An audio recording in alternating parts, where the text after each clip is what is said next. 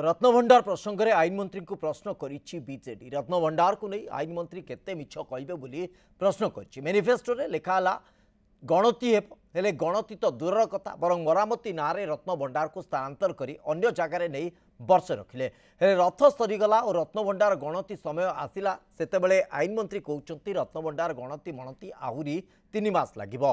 आईन रो केउ फर्दरे बिना आरबीआई सहयोग रे गणति होई परिबो नाही बोली कहुई। एने मंत्री स्पष्ट करंतु बोली बीजेडी कहिछि। ए रत्नभंडार को लेकर आउ केते मिछ कहबे श्री पृथ्वीराज हरिचंदन।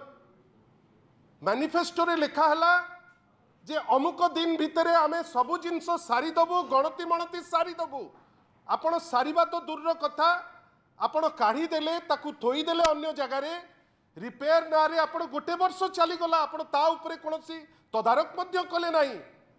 गतकाली जेतबेले समय आसिला जे रथ सरिला एबे गणति मणति हब गोटे अति कौतूहल करी गोटे नूतन स्टेटमेंट देइचंती गतकाली आईन मंत्री कौन ना आहुरी 3 मास लागिबो। 3 मास काहे लागिबो ना जेहेतु रिजर्व बैंक ऑफ इंडिया रो सहयोग दरकार। रिजर्व बैंक ऑफ इंडिया सहयोग मिलिबा पई 3 मास दरकार। सेति पई गणति मणति इमिडिएटली हब नाही।